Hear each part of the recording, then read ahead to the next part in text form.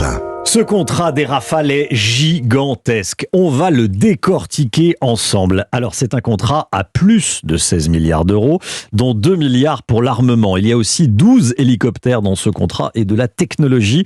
C'est une victoire pour Dassault Aviation. Maud Descamps, bonjour. Bonjour. Maud Descamps du service économie d'Europe 1. Les retombées économiques vont être très importantes pour la France. Oui, ce sont des milliers d'emplois qu'il va falloir créer, assure-t-on au cabinet de Florence Parly, la ministre des Armées, pour fabriquer et livrer 80 Rafales aux Émirats Arabes Unis entre 2027 et 2031. Une commande d'environ 17 milliards d'euros, donc 14 pour les Rafales, 2 milliards pour leur armement et 1 milliard pour 12 hélicoptères de combat. Voilà de quoi donner de la visibilité à la filière aéronautique pour les 10 prochaines années, se félicite-t-on au ministère des Armées. Il faut bien se rendre compte que c'est le contrat le plus important jamais signé par cette filière. Le Rafale, vous savez, est fabriqué à 90% en France, 400 entreprises avec comme principal acteur Dassault Aviation qui travaillent directement pour la filière, 7000 emplois, des entreprises qui vont donc devoir se mettre en ordre de bataille. Aujourd'hui, c'est un Rafale qui sort des usines françaises chaque mois. Et bien, avec cette nouvelle commande, il va falloir augmenter la cadence, explique-t-on dans l'entourage de la ministre, et passer à 2 voire 3 Rafales par mois. Des avions qui seront dotés d'une technologie de très haute qualité qui permet notamment aux Rafales de communiquer entre eux sans passer par la voix des pilotes. C'est ce qu'on appelle le combat connecté. Merci beaucoup, Maud. Doubler, voire tripler la cadence de fabrication des Rafales. Le président de la République, Emmanuel Macron, s'est rendu lui-même à Dubaï pour signer le contrat aux côtés de Dassault. Jacques Serret du service politique d'Europe 1. Bonjour Jacques. Bonjour. Ce contrat devrait faire oublier le fiasco des sous-marins australiens. Oui, c'est en quelque sorte la revanche de la France sur les États-Unis qui avaient raflé le contrat des sous-marins avec l'Australie, car jusqu'à présent, les Émirats Arabes Unis privilégient surtout les avions F-35 américains. Une revanche également pour Emmanuel Macron qui, avec cette vente historique, on peut le dire, lave son honneur sur la scène internationale. Oubliez le fiasco des sous-marins, cette annonce tombe à point nommé pour le chef de l'État, un mois avant la présidence française du Conseil de l'Union européenne, où Emmanuel Macron, justement, veut convaincre nos voisins du projet d'Europe de la défense. Cette commande ferme et non pas une simple promesse d'achat va contribuer à renforcer l'attractivité de notre industrie militaire auprès des membres de l'Union. Alors en coulisses, il faut savoir que les Émirats Arabes Unis avaient manifesté leur intérêt pour le Rafale il y a 1 an, mais la France a tout fait pour que ce deal soit rapidement conclu.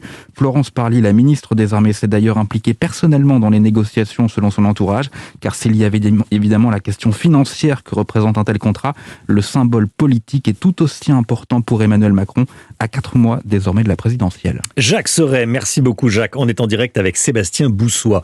Bonjour Sébastien Boussois, vous êtes docteur en sciences politiques, chercheur sur le Moyen-Orient et les relations euro-arabes, auteur du livre « Les Émirats Arabes Unis à la conquête du monde ».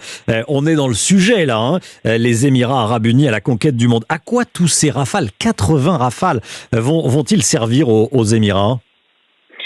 Écoutez, c'est peut-être le bémol de l'affaire en réalité, parce que les Émirats, depuis des années, s'inscrivent dans une logique de remodelage du Moyen-Orient à leur image, c'est-à-dire de plus en plus imposer des régimes d'un côté, de l'autre participer à des conflits, et notamment la guerre au Yémen, qui malheureusement ont montré leurs limites. Donc d'un côté, effectivement, c'est une victoire pour la France qui se retrouve avec ce contrat qui représente la moitié des fameux contrats sous-marins.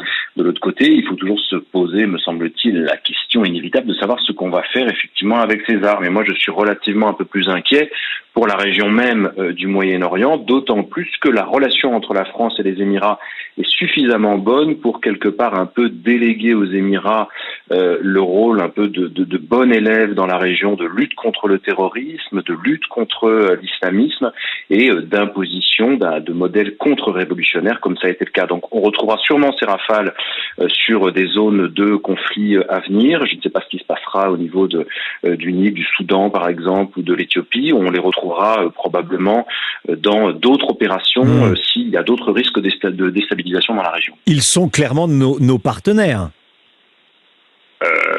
Oui, partenaires à la vie, à la mort. On est effectivement dans une logique historique La relation entre la France et les Émirats est excellente depuis des années. La relation était plus forte du temps de Sarkozy entre la France et le Qatar, plus forte avec l'Arabie Saoudite du temps de Hollande.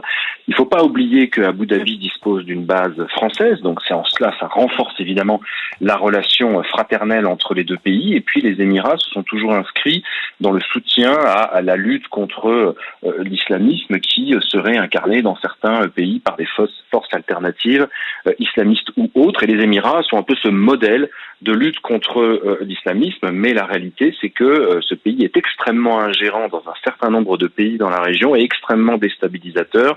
Et je ne suis pas sûr que des rafales soient un outil de paix privilégié. Merci Sébastien Boussois, merci d'avoir été en direct avec nous dans Europe Midi.